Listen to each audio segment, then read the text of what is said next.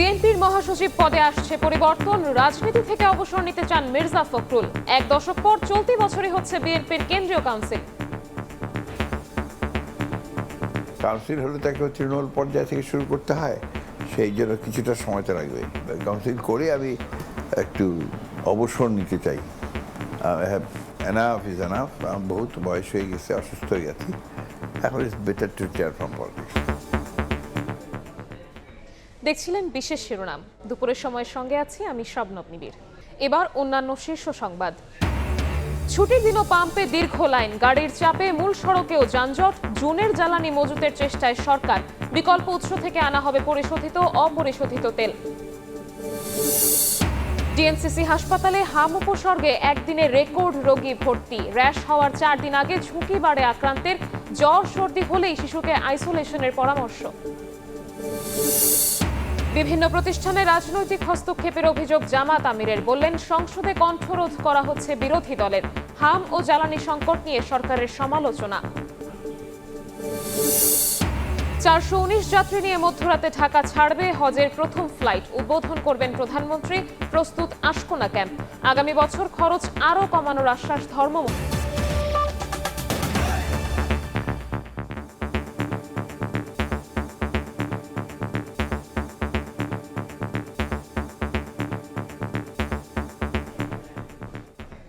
বিএনপির মহাসচিব পদে আসছে পরিবর্তন।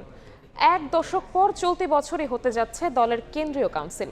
সময় সংবাদকে একান্ত সাক্ষাৎকারে মির্জা ফখরুল ইসলাম আলমগীর এ তথ্য জানিয়েছেন। কাউন্সিলের পর রাজনীতি থেকে অবসর নেয়ার কথাও জানান বিএনপি মহাসচিব। ইমরুল হাসানের রিপোর্ট।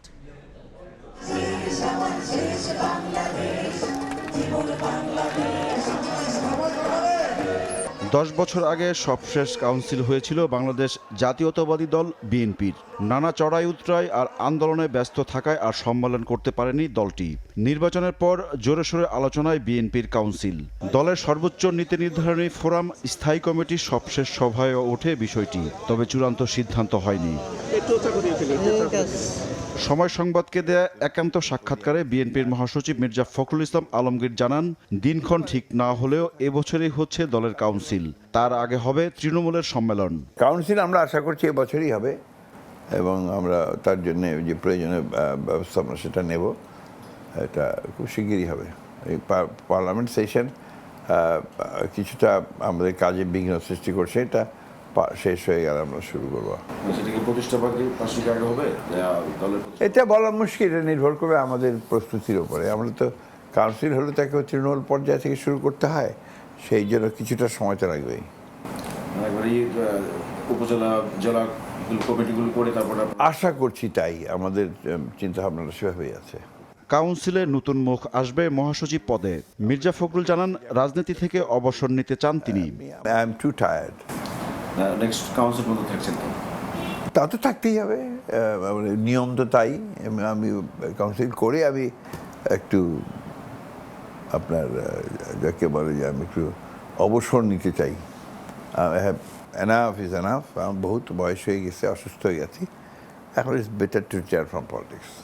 রাষ্ট্রপতি হওয়ার কোনো আকাঙ্ক্ষা আছে কিনা এমন প্রশ্ন ছিল তার কাছে। আমার এগুলো কোনো ডিজায়ার নেই, আমার পলিটিক্সে কখনো কোনো ডিজায়ার ছিল না।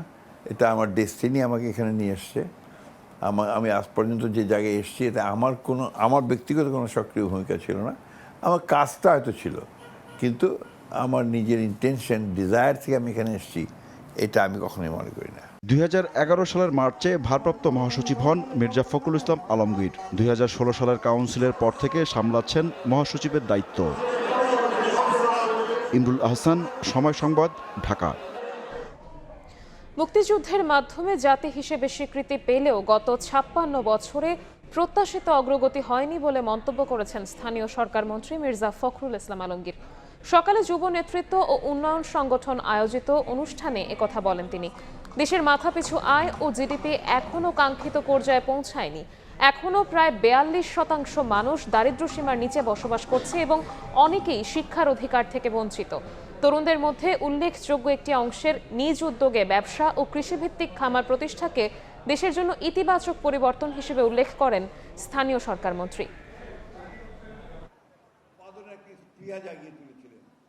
তিনি অল্প সময় শুরু করব।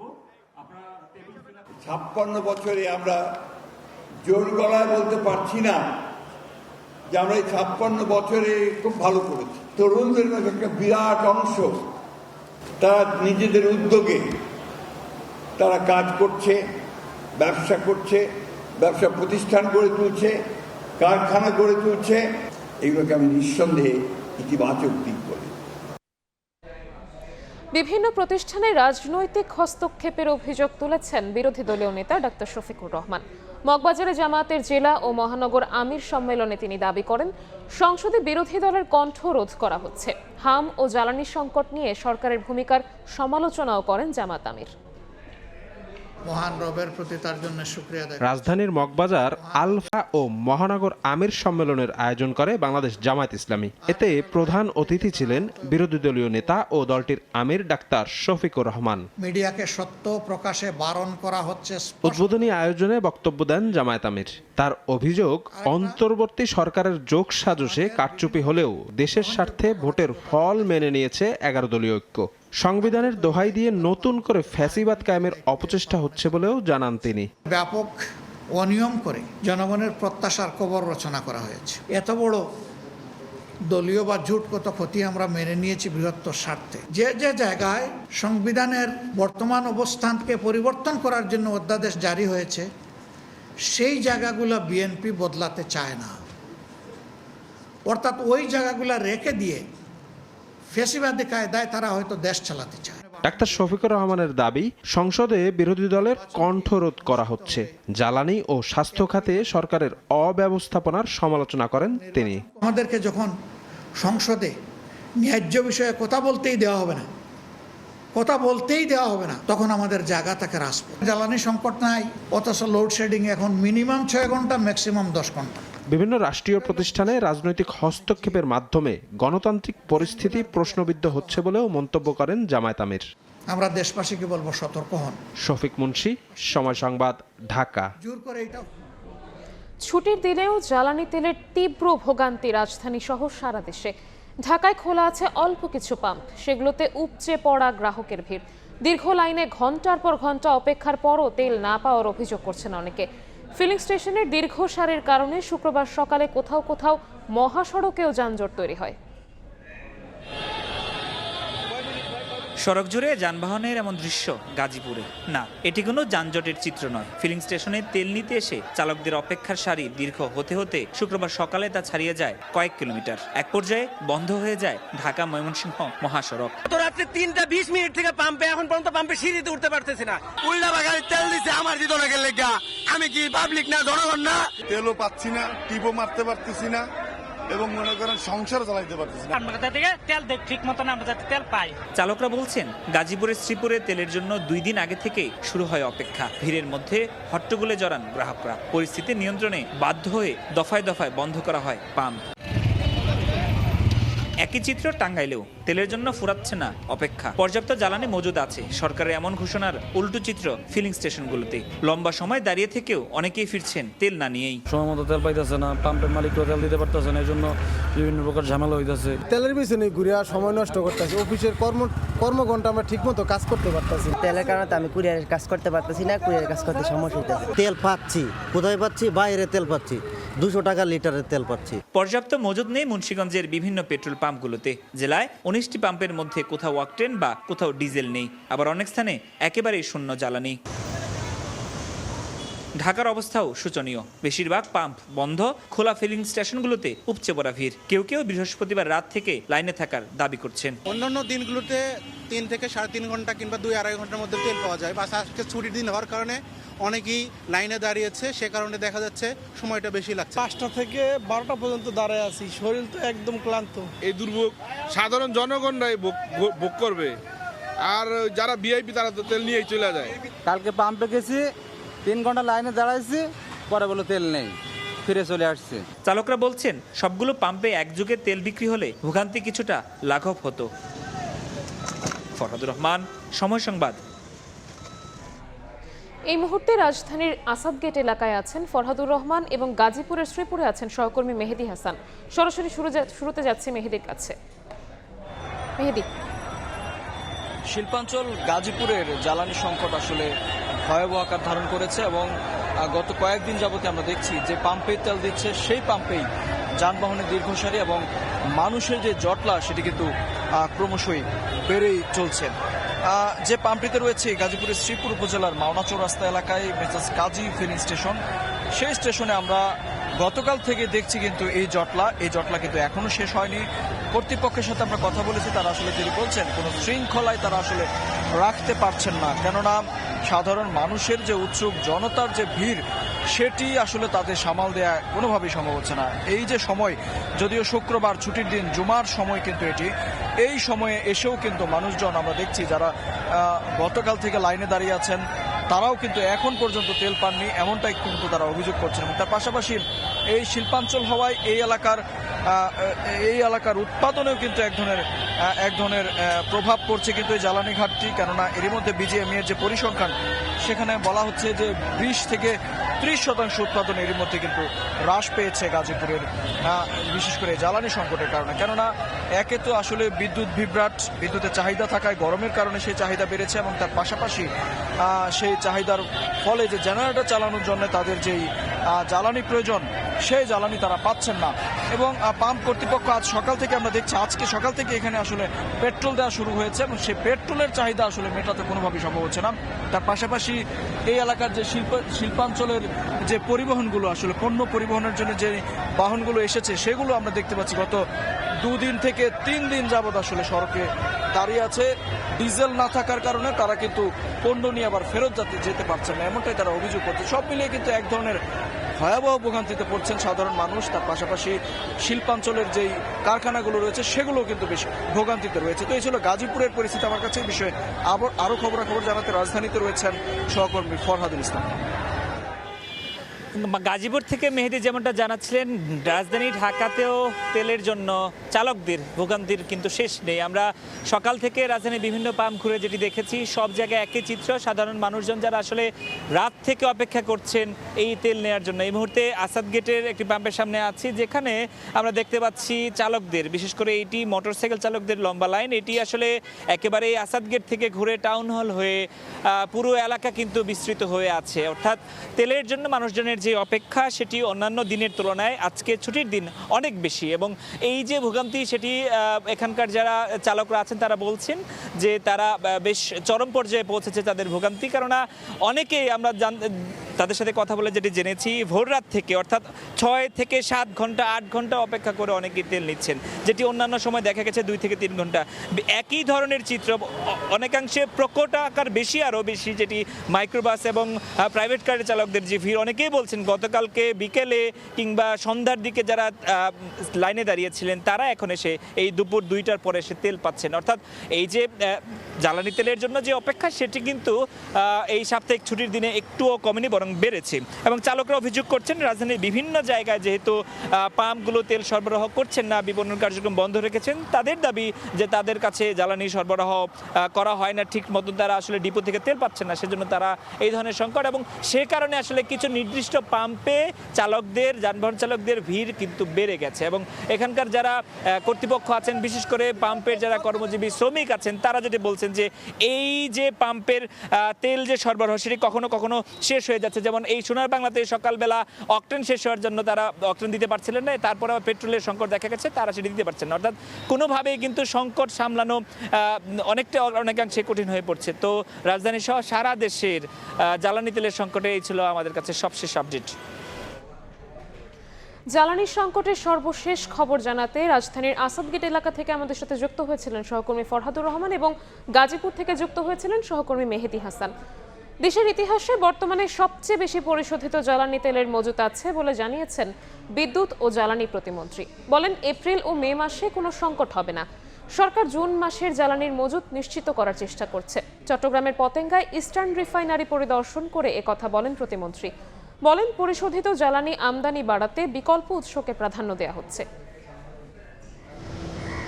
দেশের চলমান জ্বালানি সংকটের মধ্যে গেল 14 এপ্রিল বন্ধ হয়ে যায় দেশের একমাত্র রাষ্ট্রায়ত্ত তেল শোধনাগার ইস্টার্ন রিফাইনারি। অপরিশোধিত তেলের অভাবে উৎপাদন বন্ধ হয়ে যায় 2টি ইউনিটের। এমন পরিস্থিতিতে শুক্রবার পতেঙ্গায় ERL পরিদর্শন করেন বিদ্যুৎ, জ্বালানি ও খনিজ সম্পদ প্রতিমন্ত্রী। রিফাইনারির ঊর্ধ্বতন কর্মকর্তাদের সঙ্গে বৈঠক করেন তিনি। পরে সাংবাদিকদের জানান, দেশের ইতিহাসে বর্তমানে সর্বোচ্চ মজুত রয়েছে পরিশোধিত জ্বালানি তেলের। চেষ্টা চলছে জুন মাসের মজুত নিশ্চিতের। আমি অত্যন্ত দায়িত্ব নিয়ে এবং গর্বের সাথে বলতে পারি, বাংলাদেশের ইতিহাসে যেটি কখনোই হয়নি, বর্তমানে বাংলাদেশের ইতিহাসে সবচাইতে বেশি পরিশোধিত জ্বালানি আমাদের মজুদ রয়েছে। ইস্টার্ন রিফাইনারি বন্ধ থাকায় পরিশোধিত জ্বালানি আমদানি বাড়ানোর পাশাপাশি বিকল্প উৎস থেকে অপরিশোধিত তেল কেনার চেষ্টা চলছে বলেও জানান প্রতিমন্ত্রী।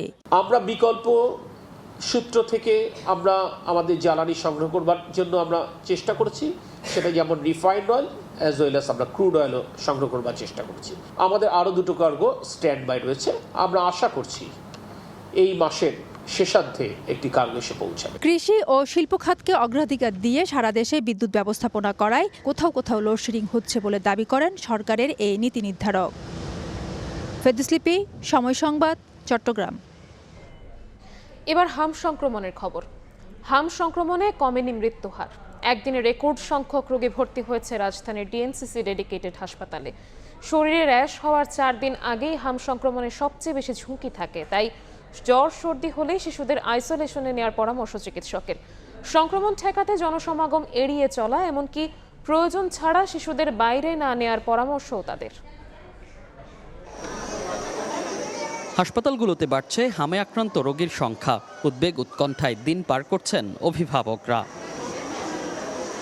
কেউ 4 থেকে 5 দিন, কেউ আবার 10 দিনের বেশি সময় হাসপাতালে ভর্তি সন্তানকে নিয়ে। আক্রান্তদের অধিকাংশ 1 বছরের কম হওয়ায় দুশ্চিন্তা বেশি তাদের।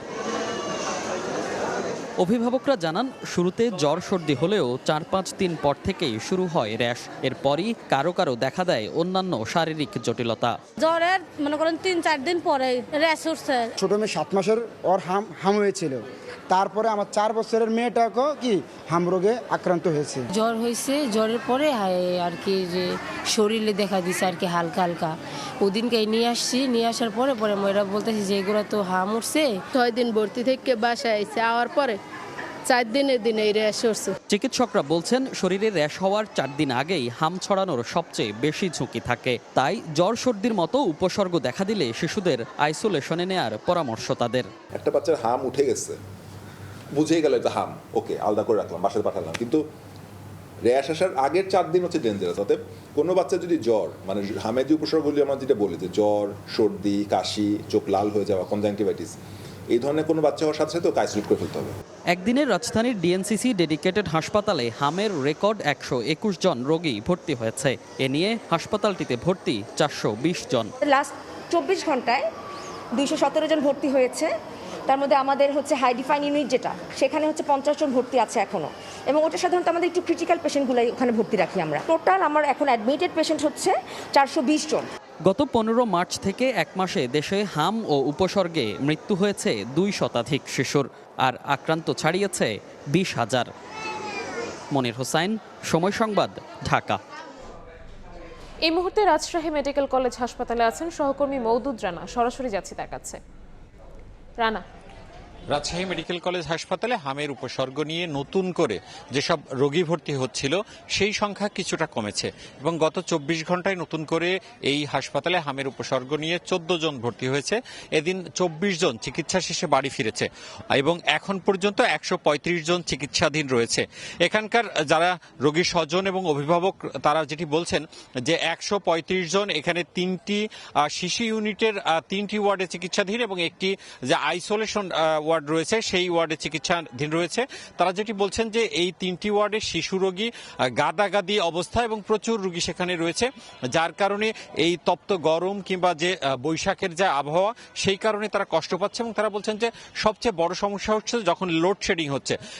এবং তারা যেটি দাবি করছে যে প্রত্যেক দিন অন্তত ঘন্টা 3 এই হাসপাতালে লোডশেডিং থাকে, তার ফলে যারা শিশু হামের রোগীর চিকিৎসাধীন রয়েছেন তাদের আসলে অনেক কষ্ট হচ্ছে। আমরা কথা বলেছিলাম হাসপাতাল কর্তৃপক্ষের সাথে, তারা যেটি বলছেন যে লোডশেডিং এর এই সময় জেনারেটর চালানোর পাশাপাশি তারা বিশেষ ব্যবস্থা করছেন এবং রোগীর স্বজনরা বলছেন যে গত সপ্তাহখানেক ধরে রাজশাহী অঞ্চলে যে তাপদাহ সেটি বৃদ্ধি পেয়েছে এবং সেই তাপদাহ বৃদ্ধির সাথে সাথে যেরকম বিভিন্ন রোগে বেশি সংখ্যক শিশু ওয়ার্ডে হাসপাতালে চিকিৎসা নিতে আসছে, সেই কারণে কিন্তু চিকিৎসার যেরকম সংকট তৈরি হচ্ছে তেমনি তাদের কষ্টটাও বাড়ছে। অন্যদিকে তারা যেটি বলছেন যে এই হামের যারা এখানে রয়েছেন 135 জন রোগী, তারা বেশ দীর্ঘ সময় ধরে এখানে চিকিৎসাধীন রয়েছেন, তারা যাতে দ্রুত চিকিৎসা ভালো হয় সেটি আসলে চিকিৎসকদের কাছে দাবি করছেন এবং চিকিৎসকরা বলছেন তাদের যে চেষ্টা রয়েছেন এবং তারা চেষ্টা করছেন দ্রুতই যেন তারা সুস্থ হয়ে বাড়ি ফিরতে পারেন। এই ছিল রাজশাহী মেডিকেল কলেজ হাসপাতাল থেকে আমার কাছে সর্বশেষ। হাম সংক্রমণের সর্বশেষ খবর জানাতে রাজশাহী থেকে আমাদের সাথে সরাসরি যুক্ত হয়েছিলেন সহকর্মী মওদুদ রানা। দুপুরের সময় আরও থাকছে। মানিকগঞ্জে নিখোঁজের 5 ঘন্টা পর ভুট্টা খেতে মিলল শিশুর মরদেহ। নির্যাতনের পর হত্যা সন্দেহে গণপিটুনিতে 2 জনের মৃত্যু, আহত 1, এলাকায় চাঞ্চল্য।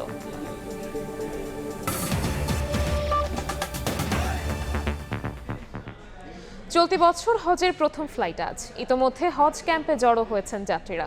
মধ্যরাতে ঢাকা থেকে 419 যাত্রী রওনা করবেন সৌদি আরবের উদ্দেশ্যে। এই কার্যক্রম উদ্বোধন করবেন প্রধানমন্ত্রী তারেক রহমান। এদিকে আগামী বছর হজ যাত্রার সার্বিক খরচ আরও কমানোর আশ্বাস দিয়েছেন ধর্মমন্ত্রী।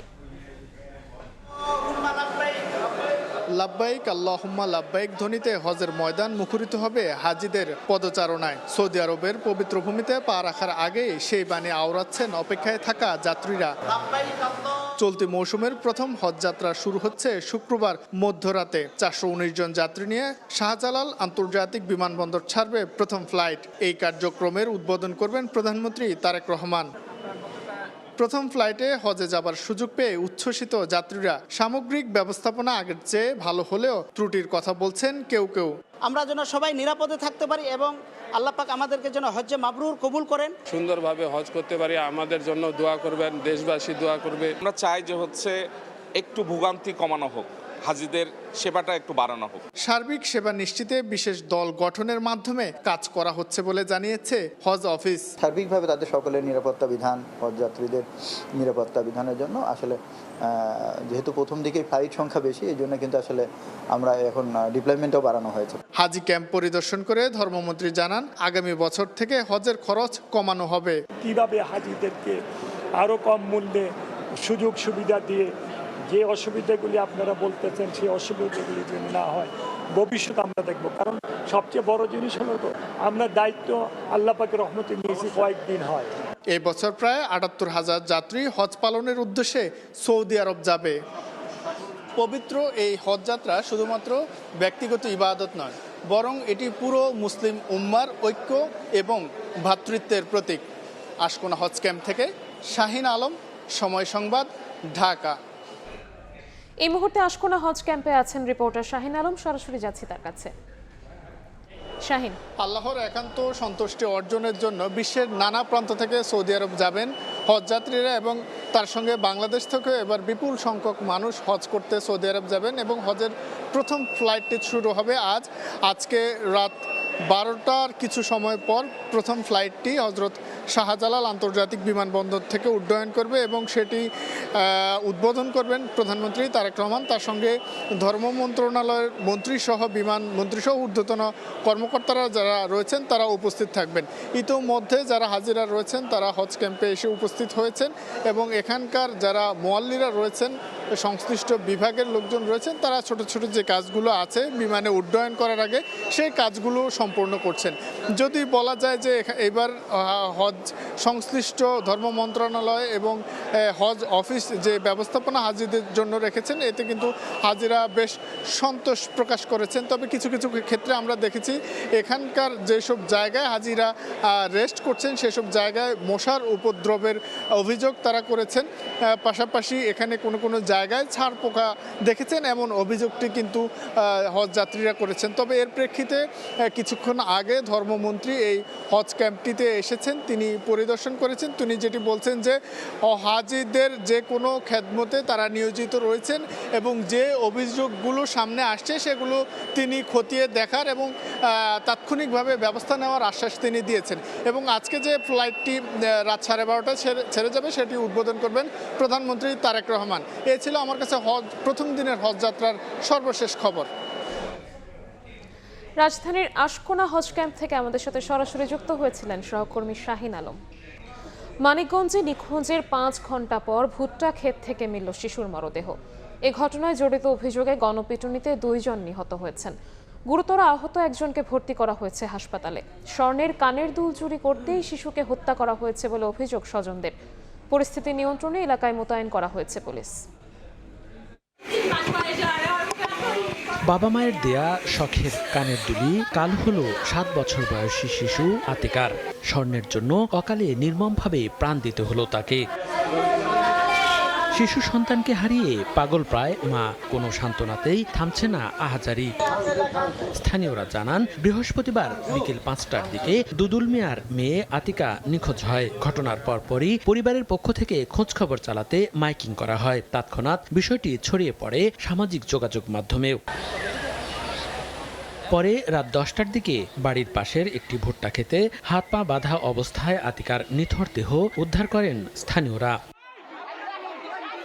এ ঘটনায় জড়িত সন্দেহে পিতা পুত্র সহ 3 জনকে আটক করে গণপিটুনি দেয় স্থানীয়রা। এতে অটোচালক পান্নু মিয়া ও তার ভাই ফজলু ঘটনাস্থলে নিহত হন। গুরুতর আহত অবস্থায় পান্নু মিয়ার ছেলে নাজমুলকে ভর্তি করা হয় সদর হাসপাতালে। আমার বুকে আমারটা ফিরত দিতি, আমি কেমনে থাকুম আমার মায়ের ছাড়া। কিছু ওই মাদকাসক্ত ছেলেবেলে আছে, আমি ওদের নাম বলতে পারবো না, ওরাই একজনকে ডেকে নেয়। চুরি আমার থেকে ছোটখাটো করতে করতে এখন বড় পর্যায়ে চলে গেছে, এখন খুন করে ফেলাইছে। আমরা চাই তাদেরকে আইনের আওতায় এনে উপযুক্ত শাস্তি। অন্যদিকে গণপিটুনিতে নিহতদের বাড়িতেও এখন শোকাবহ পরিবেশ। যদি তোর পোলাপান মাইরাও থাকে, যে মাছে তারে মার, দেশে আইন আছে, বিচার আছে, আপনার আছে। দ্রুত এই বিষয়ে আইনগত ব্যবস্থা নেওয়ার কথা জানিয়েছেন পুলিশ সুপার। আইনি প্রক্রিয়া গ্রহণ করার জন্য আমাদের সমস্ত যে প্রক্রিয়াগুলি রয়েছে আমরা সেদিকে এগিয়ে যাচ্ছি এবং যারা এটাতে দোষী থাকবে তাদের ব্যবস্থা নেব। নিহত আতিকা স্থানীয় একটি ইবতেদায়ী মাদ্রাসার 1ম শ্রেণীর শিক্ষার্থী ছিল। সময় সংবাদ, মানিকগঞ্জ। রাঙামাটিতে প্রতিপক্ষের গুলিতে ইউপিডিএফ নেতা নিহত হয়েছেন। আহত হয়েছেন 2 বোন। কুতুবছড়ি ইউপি চেয়ারম্যান জানান, ভোরে কুতুবছড়ি এলাকায় 20 থেকে 30 জন অস্ত্রধারী লোক ইউপিডিএফ নেতা ধর্মসিংহের বাড়িতে এসে গুলি করলে ঘটনাস্থলেই তিনি নিহত হন। এ সময় তার 2 বোন গুলিবিদ্ধ হন। তাদের চট্টগ্রাম মেডিকেলে পাঠানো হয়েছে। ইউপিডিএফ এর মুখপাত্র অঙ্গ মারবার দাবি, জেএসএস সন্তুল আর্মার সন্ত্রাসীরা তাকে গুলি করে হত্যা করেছে। হত্যাকাণ্ডের প্রতিবাদে রাঙামাটি খাগড়াছড়ি সড়ক অবরোধ করে বিক্ষোভ মিছিল করে ইউপিডিএফ।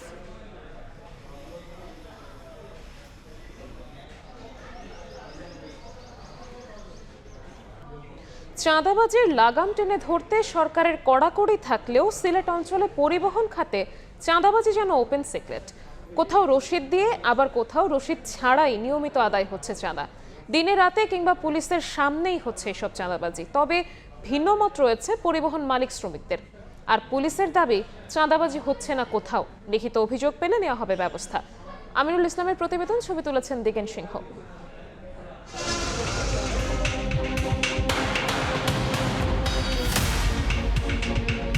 বিভিন্ন সময় আপনার ওইখান থেকে 500-1000 টাকা নেওয়া হয়। দেশের পরিবহন সেক্টরের চাঁদাবাজির গল্প নতুন নয়। ঈদ বা বিশেষ দিবসকে কেন্দ্র করে পরিবহনের এই চাঁদার পরিমাণ বেড়ে দাঁড়ায় কয়েক গুণ। সিলেট অঞ্চলের পরিবহন শ্রমিকদের এই দুঃসহ যন্ত্রণার কথাই এবার আপনাদের শোনাতে চাই।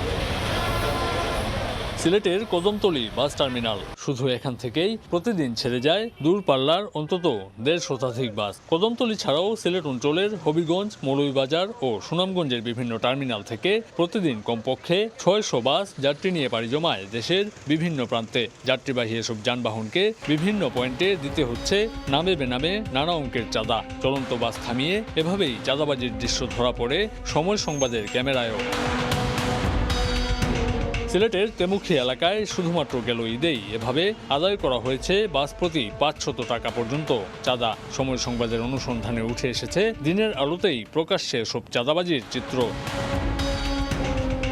পরিবহন শ্রমিক সংগঠনের নির্ধারিত শ্রমিক চাঁদার 30 টাকার রসিদের বাইরেও 100 থেকে 500 টাকার এসব চাঁদাবাজি নিয়ে বিস্তর অভিযোগ থাকলেও নিরাপত্তার ভয়ে ক্যামেরার সামনে কথা বলতে চান না কেউ। আপনার ওইখান থেকে 500-1000 টাকা নেওয়া হয়, নেতৃত্বস্থানীয় যারা এদের মাধ্যমে টাকাটা তোলা হয়। এছাড়াও সিলেটের পরিবহন সেক্টরে নানা ধরনের চাঁদাবাজির অভিযোগ উঠে এসেছে খোদ পরিবহন মালিকদের বক্তব্যেই। যদিও সরকার অনুমোদিত 30 টাকা, কিন্তু তুলে 50 টাকা। তবে শ্রমিক সংগঠনের নেতারা বলছেন শ্রমিক চাঁদা বৈধভাবেই আদায় করা হচ্ছে। আপনার কাছ থেকে আমি ঈদ বোনাস হিসাবে 500 টাকা নেই, আমরা তো ঈদ বোনাস এমনিও শ্রমিক করে দেই, বাটিয়া ওটাই কোনো চাঁদা নাই। এদিকে এসএমপি কমিশনার বলছেন চাঁদাবাজির লিখিত অভিযোগ পেলেই নেওয়া হবে ব্যবস্থা। কেউ অতিরিক্ত টাকা পয়সা দাবি করে বা চায় সেটা অবশ্যই চাঁদা, এবং সেরকম কোনো অভিযোগ পেলে সেটাকে অবশ্যই আইনের দৃষ্টিতে মোকাবেলা করা হবে। পরিবহন সেক্টরে বেপরোয়া চাঁদাবাজি বন্ধ করতে সিলেট অঞ্চলের জনপ্রতিনিধি সহ সকল স্তরের দায়িত্বশীলদের ভূমিকা নিতে হবে বলে মনে করেন সুধীজনরা। আমিনুল ইসলাম, সময় সংবাদ, সিলেট। গাইবান্ধায় ডিসির বাসভবনে 6 বছরে 22 দফা কাজ করেছে গণপূর্ত বিভাগ। শুধু মেরামত হয়েছে 17 দফা। দফায় দফায় এসব মেরামত বাবদ সরকারের খরচ প্রায় কোটি টাকা। প্রতি বছর কেন জেলা প্রশাসকের বাসায় এভাবে দফায় দফায় কাজ করতে হবে, এমন প্রশ্নের সদুত্তর নেই গণপূর্তের কর্মকর্তার। গাইবান্ধা থেকে হিদায়াতুল ইসলাম বাবুর রিপোর্টে বিস্তারিত।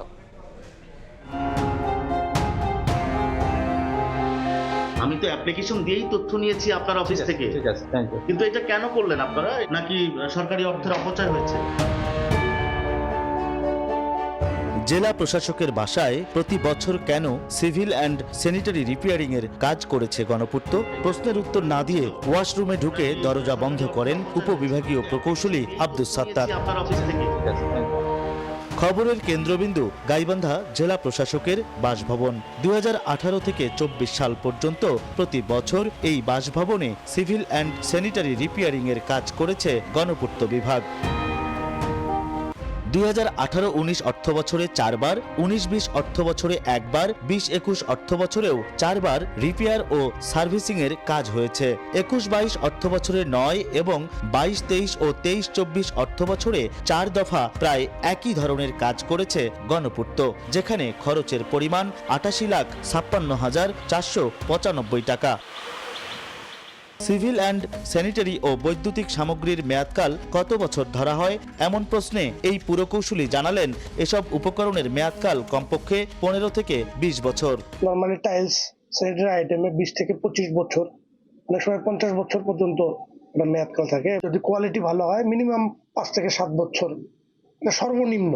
তাহলে কেন প্রতি বছর এসব কাজের বিপরীতে বিপুল অর্থ ব্যয় করা হলো, এমন প্রশ্নের উত্তর জানতে চাইলে গণপূর্ত বিভাগের সংশ্লিষ্ট উপসহকারী প্রকৌশলীদের কারো কাছেই সঠিক কোনো উত্তর মেলেনি। প্রায় 1 কোটি টাকা খরচ হয়েছে, এটা কি এগুলো এক্সেল স্যার বলতে পারবে, এগুলোর ব্যাখ্যা তো আমি দিতে পারবো না। আমার সাইড না, তাই আমি বলতে পারবো। আপনি স্যারের সাথে কথা বলেন, আপনারা এইভাবে অন ক্যামেরায় আসে কথা বলতেছেন। গাইবান্ধা গণপূর্ত বিভাগের নির্বাহী প্রকৌশলীর পদ শূন্য থাকায় কুড়িগ্রামের নির্বাহী প্রকৌশলী গাইবান্ধা গণপূর্তের অতিরিক্ত দায়িত্ব পালন করছেন। তার সঙ্গে ফোনে যোগাযোগ করা হলে রিপেয়ারিং এর নামে প্রায় কোটি টাকা খরচের বিষয়ে তিনি কোনো মন্তব্য করতে রাজি হননি।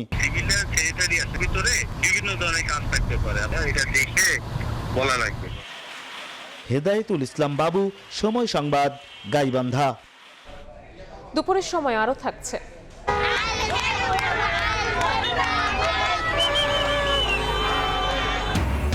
10 দিনের যুদ্ধবিরতিতে ইসরায়েল লেবানন, দ্রুত ইরান যুদ্ধ শেষ হবে আবারও জানালেন ট্রাম্প। চুক্তির জন্য পাকিস্তান সফর করতে পারেন মার্কিন প্রেসিডেন্ট।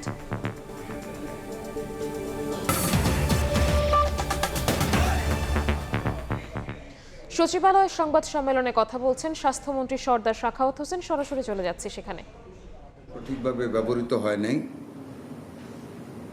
জনস্বার্থে কোনো সিদ্ধান্ত দেওয়া হয় নাই, গতানুগতিক কাজ করে যাওয়া হচ্ছিল। সেটাকে আমাদের মোকাবেলা করে সাপোর্টিভ একটা স্টেজে নিয়ে আসা বা আমাদের মানুষদেরকে স্বাস্থ্য সেবাটা পূর্ণ মাত্রায় দেওয়া খুব কঠিন কাজ ছিল। তবু আপনাদের সহযোগিতায় UNICEF, global health, world health organization, Gavi সবার সহযোগিতায় এবং খুব তড়িৎ গতিতে আমাদের করোনাকালীন অব্যয়িত ফান্ডকে ব্যবহার করে আমরা সমস্ত ভ্যাকসিন যথাশীঘ্র সময়ে সরবরাহ নেওয়ার জন্য চেষ্টা করেছি এবং আমরা পেয়েছি। আরও আমাদের চেইনে আছে, সরবরাহ লাইনে আছে, যথাসময়ে আমরা পেয়ে যাব। সচিবালয়ে কথা বলছেন স্বাস্থ্যমন্ত্রী সর্দার সাখাওয়াত হোসেন। তার বক্তব্যের সম্পূর্ণ অংশ দেখতে ভিজিট করুন সময় টিভির ফেসবুক পেজে।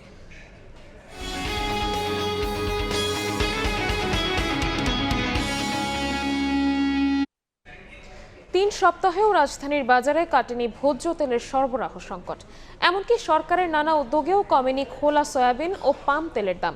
এর মধ্যেই সরবরাহ সংকটে পড়েছে লবণ। নিত্যপণ্যের দাম বৃদ্ধিতে ভোক্তার নাভিশ্বাস ওঠার মধ্যেই বিক্রেতারা জানাচ্ছেন, চাহিদা মতো যোগান না থাকায় বাড়তে শুরু করেছে মশলা জাতীয় পণ্যের দর। রাজধানীর বাজারে এখনো স্বাভাবিক হয়নি ভোজ্য তেলের সরবরাহ। শুক্রবার সকালে বাজারে আসা ভোক্তারা জানান, সংকট কাটাতে কোম্পানির প্রতিনিধিদের সঙ্গে বাণিজ্য মন্ত্রীর বৈঠকের পরও কমেনি বেড়ে যাওয়া খোলা ও পাম তেলের দাম। বিক্রেতাদের অভিযোগ, একেবারেই তারা পাচ্ছেন না কয়েকটি কোম্পানির তেল। সরবরাহ কমেছে লবণেরও। তেলের সরবরাহ অ্যাভেলেবেল না, 4-5টা কোম্পানি থেকে 1-2 কোম্পানি তেল দিচ্ছে। এলাকায় তেল পাইলাম না, তাই কারণ বাজারে আসলাম। তো আমি প্রেসটা পাইছি আর কি, আমি চাইছিলাম রূপচাঁদা চাইছিলাম আর কি, ওইটা পাই নাই। এদিকে চাহিদা মতো সরবরাহ না থাকায় নিত্যপণ্যের বাজারে বাড়ছে মশলা জাতীয় পণ্যের দাম। বিক্রেতারা বলছেন, মাস ব্যবধানে লবঙ্গের দাম 100 থেকে 200 টাকা বেড়ে প্রতি কেজি বিক্রি হচ্ছে 1500 টাকায়, আর কেজিতে 500 টাকা বেড়ে এলাচ বিক্রি হচ্ছে 5000-এ।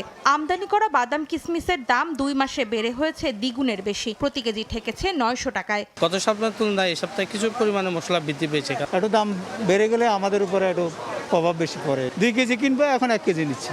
তবে সবজির বাজারে সপ্তাহ ব্যবধানে পটল, করলা, ঢেঁড়সের দাম কমেছে কেজিতে 20 থেকে 30 টাকা। শসার কেজি 40-এ নামলেও ঊর্ধ্বমুখী রয়েছে বেগুন সহ বেশিরভাগ সবজির দর। গরমের চাপ বেশি, মানুষ খাইতেছে কম, এই কারণে একটু সবজি কম দেখা যাইতেছে। জীবনযাত্রার যে মান, তার থেকে বাজারের দাম সবসময় বাড়তে থাকে। বেতনটা যেরকম আছে এইরকমই কিন্তু রয়ে গেছে, কিন্তু দিন দিন আপনার নিত্য প্রয়োজনীয় জিনিসগুলি এগুলো কিন্তু বেড়েই চলছে। এদিকে সপ্তাহ ব্যবধানে কেজিতে 20 টাকা কমে ব্রয়লার বিক্রি হচ্ছে 170 থেকে 180 টাকায়।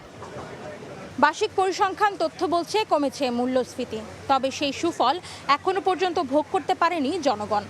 দানাদার খাবার থেকে শুরু করে ভোজ্য তেল, মশলা কিংবা শাকসবজি, সব ক্ষেত্রেই দামের পারদ ঊর্ধ্বমুখী। এমন অবস্থায় বাজার নিয়ন্ত্রণ করা না গেলে জীবনযাপন আরও ব্যয়বহুল হয়ে পড়বে বলে আশঙ্কা সাধারণ মানুষের। অন্তরা সেন, সময় সংবাদ, ঢাকা। 40 বছর ধরে অসংখ্য খুশির মিছিল ছিল আইডিয়ালসে, থাকবে আগামীতেও। আজ ঐতিহাসিক মুজিবনগর দিবস। 1971 সালের 17 এপ্রিল মেহেরপুরের মুজিবনগরে বৈদ্যনাথতলায় শপথ নেয় বাংলাদেশের প্রথম সরকার। দিবসটি উপলক্ষে সকালে মুজিবনগর উপজেলা মুক্তিযোদ্ধা ও মুক্তিযোদ্ধা সন্তান সংসদ কমান্ডের পক্ষ থেকে মুজিবনগর স্মৃতিসৌধে জাতির শ্রেষ্ঠ সন্তানদের প্রতি শ্রদ্ধা জানিয়ে ফুল দেয়া হয়। মুক্তিযুদ্ধ চলাকালীন অস্থায়ী এ সরকার গঠনের সঙ্গে সঙ্গে পাকিস্তানি সেনাবাহিনীর বিরুদ্ধে যুদ্ধ প্রবল হয় এবং স্বাধীন ও সার্বভৌম রাষ্ট্র হিসেবে বাংলাদেশের বিজয় ত্বরান্বিত হয়। দেশের বাইরের খবর। ইসরায়েল ও লেবাননের মধ্যে 10 দিনের যুদ্ধবিরতি কার্যকর হয়েছে। বৈরুতে উল্লাস করেছেন সাধারণ লেবানিজরা। এমন সিদ্ধান্তকে স্বাগত জানিয়েছে সৌদি, ওমান সহ বিভিন্ন দেশ। যদিও যুদ্ধবিরতি কার্যকর হওয়ার 1 ঘন্টার মধ্যে তা লঙ্ঘনের অভিযোগ উঠেছে। 10 দিনের যুদ্ধবিরতি ঘোষণার পরই রাস্তায় নেমে আসেন লেবাননের বাসিন্দারা। গাড়ির হর্ন বাজিয়ে ও বিজয় চিহ্ন দেখিয়ে আনন্দ উল্লাস করেন তারা। দীর্ঘদিনের সংঘাতের পর এই স্বল্প সময়ের শান্তি এখন স্বস্তির কারণ হয়ে উঠেছে লেবানিজদের জন্য। দক্ষিণাঞ্চল তার মানুষের কারণেই আলোকিত। যারা আমাদের ফিরে আসার পথ তৈরি করেছেন সেই শহীদদের প্রতি আল্লাহ রহম করুন। যুদ্ধবিরতি আনুষ্ঠানিকভাবে কার্যকর হওয়ার 1 ঘণ্টারও কম সময়ের মধ্যে তা লঙ্ঘনের অভিযোগ উঠেছে। লেবাননের জাতীয় সংবাদ সংস্থা এনএনএ জানায়, দক্ষিণ লেবাননের খিয়াম ও দিব্বিন শহরে ইসরায়েল গোলাবর্ষণ করে। পাশাপাশি ওই এলাকায় ব্যাপক সামরিক তৎপরতা চালানো হয়। এছাড়া পশ্চিম বেকা উপত্যকায় ইসরায়েলি নজরদারি বিমান ব্যাপকভাবে সক্রিয় রয়েছে বলে জানায় এনএনএ। স্থানীয় সময় বৃহস্পতিবার মার্কিন প্রেসিডেন্ট ডোনাল্ড ট্রাম্প 10 দিনের জন্য একটি যুদ্ধবিরতি চুক্তির ঘোষণা করেন। চুক্তি নিশ্চিত করার আগে লেবাননের প্রেসিডেন্ট জোসেফ আউন এবং ইসরায়েলের প্রধানমন্ত্রী বিনিয়ামিন নেতানিয়াহুর মধ্যে চমৎকার আলোচনা হয়েছে বলে জানান ট্রাম্প। যুদ্ধবিরতির সিদ্ধান্তকে স্বাগত জানিয়েছে সৌদি আরব, ওমান, জাতিসংঘ সহ বিভিন্ন দেশ ও সংস্থা। তবে মন্ত্রিসভায় ভোট হওয়ার আগেই লেবাননের সঙ্গে ট্রাম্প যুদ্ধবিরতি ঘোষণা করায় ক্ষোভের সৃষ্টি হয়েছে ইসরায়েলের অভ্যন্তরে। অর্জিতা শেহজিন, সময় সংবাদ। এই মুহূর্তে মিরপুরে আছেন সহকর্মী সাব্বির মিথুন। ম্যাচের সবশেষ খবর জানতে সরাসরি যোগ দিচ্ছি তার সঙ্গে। সাব্বির, বৈশাখের তীব্র তাপদাহের মাঝে বাংলাদেশি বোলাররা কিন্তু স্বস্তির সুযোগ করে দিচ্ছে বাংলাদেশি দর্শকদের জন্য। মাঠের যে অবস্থা, সেখানে আসলে এই খোলা মাঠে দর্শক কেমন হবে তা নিয়ে অনেক প্রশ্ন ছিল। একে তো গরম, দ্বিতীয়ত সকালবেলায় ওয়ানডে ম্যাচ আসলে দর্শকদের জন্য খুব একটা সুবিধাজনক সময় না, এবং সেজন্যই আসলে ধারণা করা হচ্ছিল যে এই মাঠে এই ম্যাচ দেখতে খুব বেশি দর্শক আসবে না। তবে বিসিবিকে সাধুবাদ জানাতে হয়, কারণ আজকে এই ম্যাচের জন্য স্কুল পড়ুয়া শিক্ষার্থীদের সম্পূর্ণ গেট উন্মুক্ত করে দেওয়া হয়েছে, এবং সকাল থেকে আমরা দেখেছি সেই শিক্ষার্থীরা কিন্তু দল বেঁধে এখানে এসেছেন এবং বাংলাদেশের এই ম্যাচ উপভোগ করছেন, এবং বোলাররাও আসলে তাদেরকে খুব একটা স্বস্তির সুযোগ করে দিচ্ছে বারবার। বিশেষ করে শরীফুল ইসলামের কথা বলতে হয়, প্রায় 500 দিন পরে ওয়ানডে ক্রিকেটে ফিরেছেন, এবং আজকে পাওয়ার প্লেতে সে যেভাবে বোলিং করেছে তাতে কিন্তু নাভিশ্বাস উঠে যায় নিউজিল্যান্ড বোলারদের, এবং দুটি সাফল্য পেয়েছেন। একটি ক্যাচ ড্রপ না করলে হয়তো নিজের তৃতীয় উইকেটটাও পেতেন, এবং রিশাদ হোসেনকে কৃতিত্ব দিতে হবে। রিশাদ হোসেন এরই মধ্যে 3টে উইকেট শিকার করে নিয়েছেন। গুরুত্বপূর্ণ 3টে উইকেট ছিল। নিউজিল্যান্ডের টপ অর্ডারকে ধসিয়ে দেওয়ার পেছনে কিন্তু রিশাদ হোসেনের বড় অবদান রয়েছে। এছাড়াও অন্যান্য বোলাররাও বেশ ভালো বোলিং করেছে মিরপুরের উইকেটে। বাংলাদেশ দলের সামনে এখন বড় চ্যালেঞ্জ, নিউজিল্যান্ডকে কত কম রানে আটকে সেই লক্ষ্য তারা করার জন্য তারা আসলে সুযোগটা পাবে, এবং এখান থেকে যদি জয় তুলে নেওয়া যায় তাহলে কিন্তু বাংলাদেশের জন্য একটা বড় অ্যাডভান্টেজ হবে। কারণ বর্তমানে র্যাঙ্কিংয়ের যে হিসেব নিকেশ রয়েছে, সেখানে প্রতিটা ম্যাচই গুরুত্বপূর্ণ। বাংলাদেশ দলও চাইবে এই সিরিজের শুরুটা জয় দিয়ে করে নিউজিল্যান্ডের উপরে একটু চাপ ক্রিয়েট করতে, এবং এই মাঠে আরও একটা ওয়ানডে খেলবে বাংলাদেশ, সেখানে আসলে বাংলাদেশের একই লক্ষ্য থাকবে। তবে শুরুটা যদি ভালো হয় তাহলে বলা যাবে যে বাংলাদেশ দল এই সিরিজ জিততে ফেভারিট হয়ে উঠবে, এবং এরপরে যখন দ্বিতীয় ওয়ানডেটা আসবে সেটাতে আসলে একটা বাড়তি আত্মবিশ্বাসের সুযোগ থাকবে মেহেদী হাসান মিরাজদের সামনে। আমার কাছে বাংলাদেশ নিউজিল্যান্ড প্রথম ওয়ানডে নিয়ে এখন পর্যন্ত হোম অফ ক্রিকেট থেকে এই ছিল সবশেষ। বাংলাদেশ নিউজিল্যান্ড ম্যাচের সবশেষ খবর জানাতে মিরপুর থেকে আমাদের সাথে সরাসরি যুক্ত হয়েছিলেন সহকর্মী সাব্বির মিথুন। এ পর্যায়ে শীর্ষ সংবাদগুলো জানিয়ে দিচ্ছি আরও একবার। বিএনপির মহাসচিব পদে আসছে পরিবর্তন, রাজনীতি থেকে অবসর নিতে চান মির্জা ফখরুল। 1 দশক পর চলতি বছরই হচ্ছে বিএনপির কেন্দ্রীয় কাউন্সিল। কাউন্সিল করে আমি একটু অবসর নিতে চাই। এনাফ ইজ এনাফ, বহুত বয়স হয়ে গেছে। ছুটির দিনেও পাম্পে দীর্ঘ লাইন, গাড়ির চাপে মূল সড়কেও যানজট। জুনের জ্বালানি মজুতের চেষ্টায় সরকার, বিকল্প উৎস থেকে আনা হবে পরিশোধিত অপরিশোধিত তেল। এবং ডিএনসিসি হাসপাতালে হাম উপসর্গে একদিনে রেকর্ড রোগী ভর্তি। র্যাশ হওয়ার 4 দিন আগে ঝুঁকি বাড়ে আক্রান্তের, জ্বর সর্দি হলেই শিশুকে আইসোলেশনের পরামর্শ।